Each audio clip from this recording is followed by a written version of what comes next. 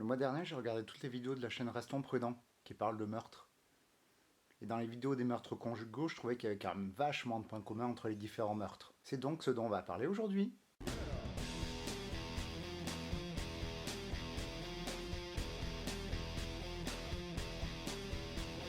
Bon, dans la catégorie homicide, t'as vachement de types d'homicides qui sont étudiés et qui ont des caractéristiques différentes. Tu es un étranger, sa femme, son enfant, tu es quelqu'un à la guerre ou en état de légitime défense, tu es quelqu'un puis se suicider, le suicide de masse des incels. Chaque homicide est causé par des profils distincts. En plus des types d'homicides, on peut rajouter des particularités à chacun. Ils peuvent être prémédités ou pas. Certains sont des overkill, c'est-à-dire que tu t'acharnes un peu trop sur la victime. Ici, on va se concentrer juste sur les meurtres de conjoints, qui ont la particularité d'être plus des overkill que les autres meurtres, et contrairement à ce qu'on croit, ont tendance à être planifiés. Je vais d'abord te présenter le profil des meurtriers, puis on verra comment détecter ce type de relation potentiellement meurtrière afin de pouvoir se faire aider. Bon, petit point avant de commencer. Il y a beaucoup plus d'hommes qui tuent leurs femmes que l'inverse, de l'ordre de 1 à 3 ou de 1 à 10 selon les études et le pays. La conséquence, c'est que pour l'instant, on en sait peu sur les femmes meurtrières de leur mari. Donc les données que je vais te donner vont surtout concerner les féminicides.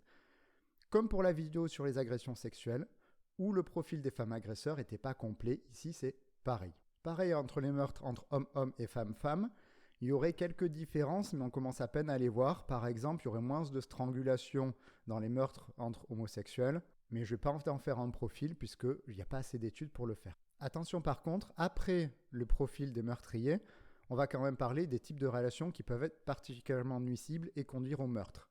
Il est possible que si tu es un homme victime de ce type de relation, tu peux appliquer la même logique que peuvent appliquer les femmes. Et il sera important pour toi aussi de détecter des relations particulièrement toxiques, voire meurtrières pour toi. Donc pour établir le profil des meurtriers, on va prendre deux types de données. Les données statiques et les données dynamiques. Les données statiques, c'est les variables inhérentes au meurtrier qui augmentent les chances de violence et qui ne varient pas, comme le passé d'une personne. Les données variables sont celles qui vont venir augmenter la probabilité de violence, mais qui peuvent apparaître et disparaître, comme la prise d'alcool. Cette différence entre variables statiques et dynamiques est super importante à comprendre pour les victimes. Normalement, tu dois connaître le phénomène suivant. Une femme se fait battre, le gars redevient gentil, et tout va bien, puis elle se refait battre. L'explication est que le gars a sûrement des variables statiques qui le prédisposent à battre sa femme, mais qui amènent ce risque à un seuil pas suffisamment élevé pour qu'il batte sa femme.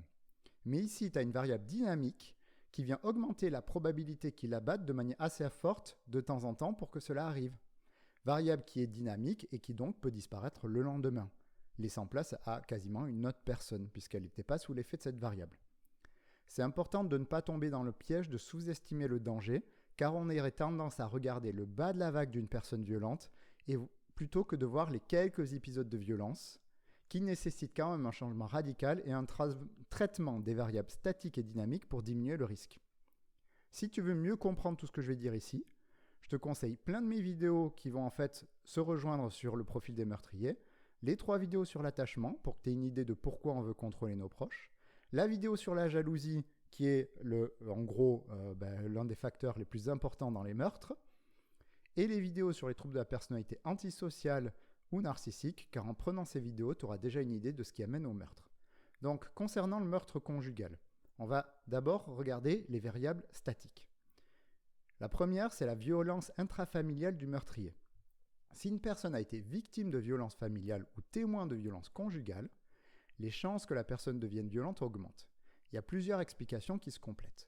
L'une est que la maltraitance augmente les chances de troubles de la personnalité et de mauvaise gestion de toi. Cela se voit même au niveau cérébral avec une atrophie de certaines parties importantes dans le contrôle de soi. Même si tu n'es pas maltraité, le fait d'être témoin de violences conjugales peut augmenter le risque car l'une des modalités d'apprentissage de ton comportement, c'est le modeling. En gros, tu apprends à te comporter rien qu'en observant les autres. C'est une des modalités d'apprentissage les plus importantes chez les enfants. Et en voyant ton père battre ta mère, tu apprends donc que c'est un comportement acceptable et que la possibilité de le mettre en place augmente.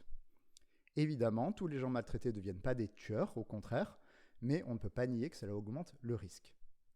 Deuxième point de variable statique, la différence d'âge. Il semblerait que plus on ait une différence d'âge élevée, plus les chances de meurtre augmentent. En gros, plus la victime est jeune, plus ses chances de mourir sont fortes. J'ai pas retrouvé cette donnée partout, donc c'est l'une des moins solides que je te présente aujourd'hui. Les chercheurs, ils interpréteraient cela comme un effet de la possessivité. Plus la personne est jeune, moins elle est ton égale, ce qui augmenterait les comportements violents envers elle. Ensuite, on a les troubles de la personnalité. Là, on a très gros morceaux, car énormément de meurtriers, même des meurtriers qui ne tuent pas leur conjointe, ont un trouble de la personnalité. Mais comme tu as déjà des dizaines de minutes de vidéos dessus, je vais te résumer.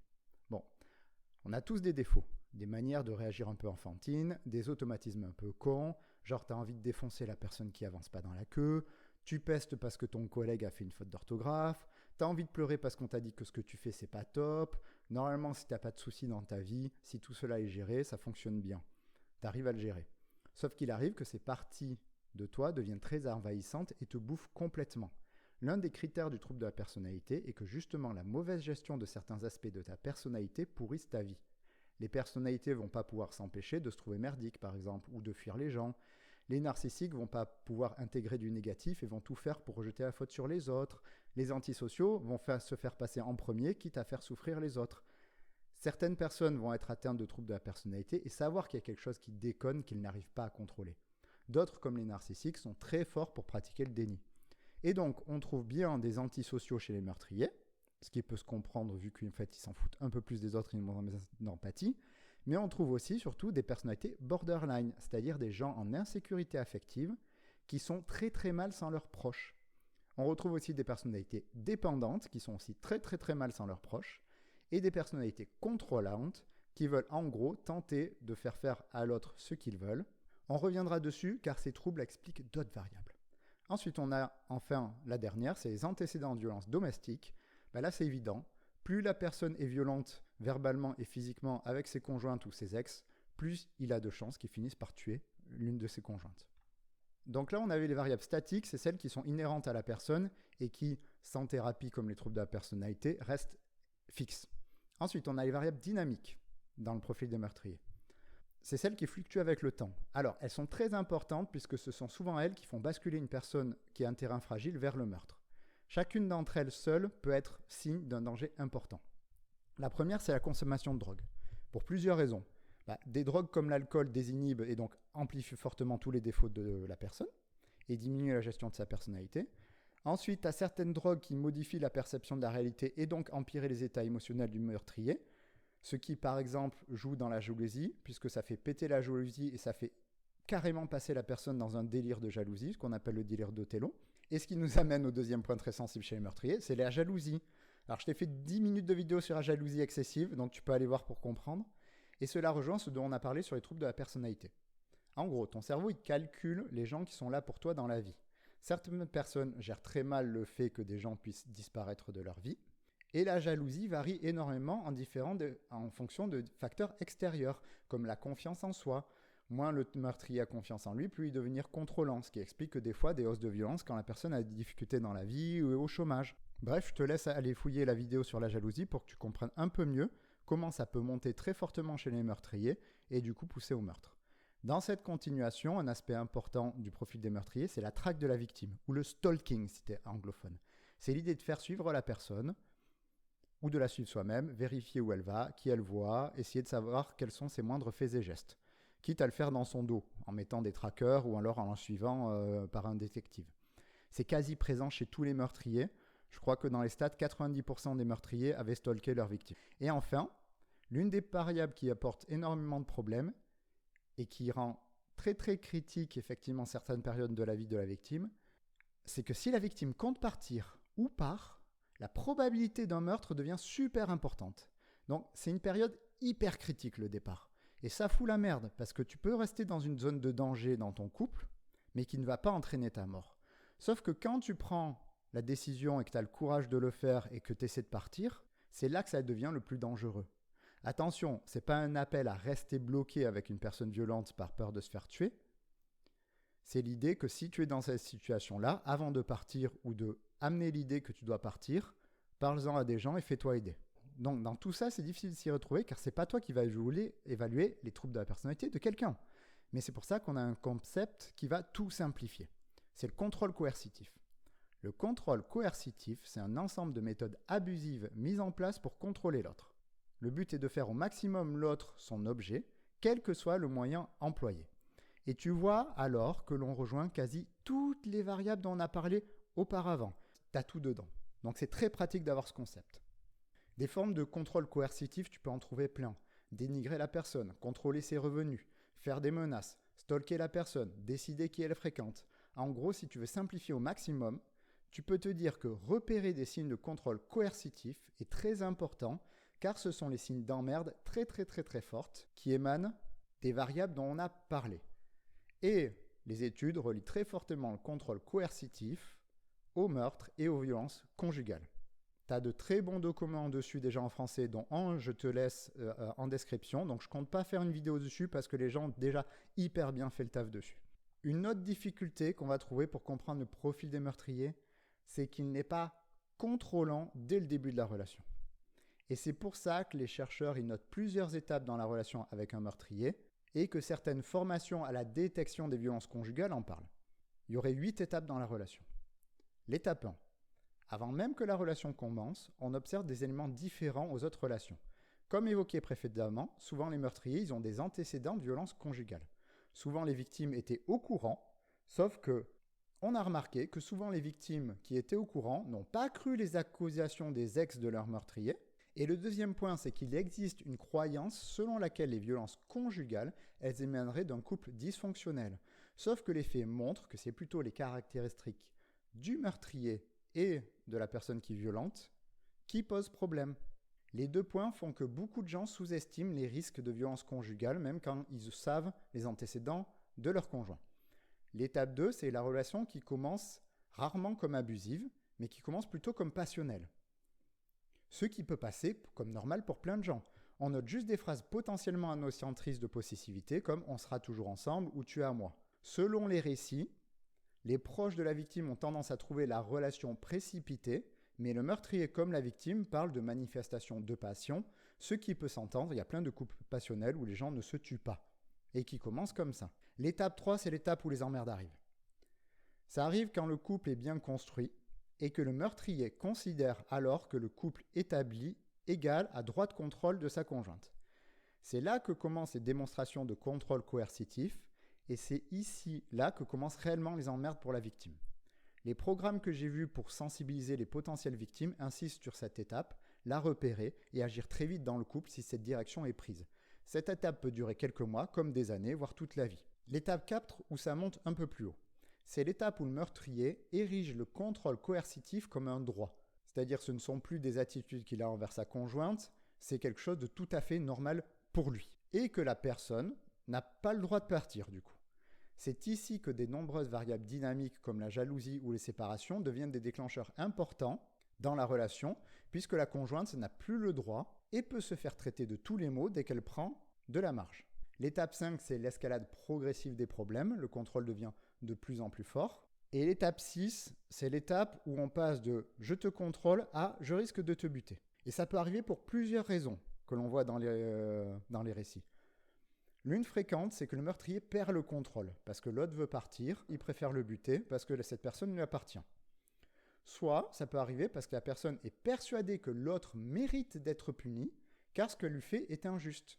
Puisqu'on a vu que la personne considérait que l'autre, c'était normal qu'elle fasse ce qu'il lui dise, on observe souvent que la conjointe est traitée de salope, de libertine, de fille facile, qui fait ce qu'elle veut, qui chauffe les mecs. Et donc, à force de se répéter ce rationnel, la personne peut penser que sa conjointe mérite la mort parce qu'elle lui fait vivre l'enfer. Cette étape, elle est très changeante, l'étape 6 où ça passe au meurtre, c'est-à-dire qu'une personne peut arriver à cette étape, en sortir, y arriver, mais la situation là, elle est devenue hyper dangereuse. L'étape 7, c'est la préméditation du meurtre, qui est très fréquente et qui montre que l'idée que sous la passion de l'amour, la personne perd la tête et tue sa conjointe est assez éloignée de la réalité. D'ailleurs, avant, on appelait ça crime passionnel, sauf qu'en fait, ce ne sont pas des crimes passionnels, ce sont plutôt des crimes de contrôle, en fait, les meurtres conjugaux. Et l'étape 8, c'est le meurtre. Donc, si tu suis les étapes, tu vois que même si les 2 premières étapes sont tendancieuses et ne veulent pas forcément dire qu'il y a un risque énorme, dès l'étape 3 qui se situe des mois, voire des années avant le meurtre, on identifie des signes de contrôle coercitif qui risquent d'augmenter avec le temps. Il est donc très important d'identifier ces signes et agir en fonction. Donc que tu sois flic, un proche, la personne en danger ou l'agresseur, tu as des outils comme le violentomètre qui est vraiment pas mal pour détecter ce type de violence quand il connaît rien. Et pour le contrôle coercitif, comme je t'ai dit, je te mets un super document en français dans la biblio pour que tu le détectes. Sinon, les infos sur Internet sont nombreuses et plutôt fiables dans ce que j'ai vu. Ce qui est important aussi à comprendre, c'est que qui que tu sois dans l'histoire, les violences conjugales, elles ne sont pas un problème à prendre à la légère. Une victime ne va pas s'en sortir seule, même lors des premières étapes. Donc on va faire en fonction des différentes cas de figure. Si tu es un flic, tu as de plus en plus de formations, de livrets, de méthodes d'évaluation qui vont te permettre de mieux protéger les gens. Le problème que tu as quand tu es flic, c'est que l'étape 3, les comportements de coercition, ils ne sont pas tous illégaux. Donc il est probable que rien ne puisse être fait au niveau des juges. Par contre, ce qui est important à savoir, c'est qu'un appel ou une évaluation de la situation de la victime ou de l'agresseur peut déjà avoir un effet. Puisqu'il a été noté que dans les étapes 4 et 6, celles où la personne commence à considérer ce qu'elle fait comme normal, l'agresseur utilisait les éléments culturels qu'il avait en sa possession pour justifier du contrôle de sa femme et de son meurtre. Si une force extérieure lui permet d'avoir quelques limites, c'est à prendre.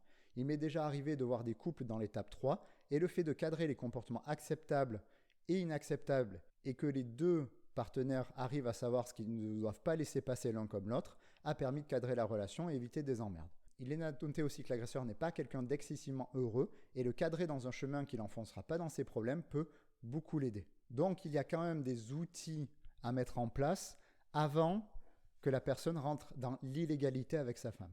Si tu es un proche ou une victime, tu as des plateformes faites exprès pour recueillir ton témoignage et répondre à tes questions comme arrêtonslesviolences.gouv.fr.